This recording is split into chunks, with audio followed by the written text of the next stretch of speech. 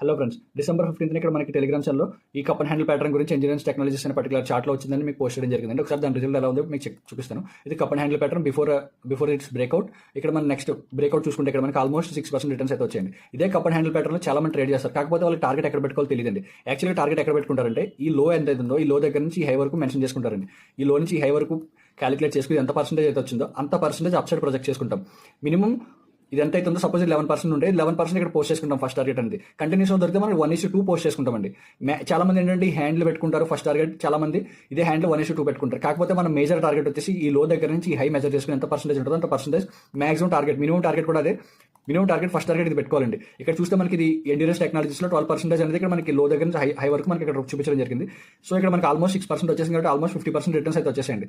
Remaining 50% గురించి మీరు wait చేయాలి, ఇక్కడ దీన్ని హోల్డ్ చేసుకోవాలి. అండ్ ఇలాంటి మరిన్ని అప్డేట్స్ గురించి మన ఛానల్ సబ్స్క్రైబ్ చేసుకోండి. Thanks for watching guys.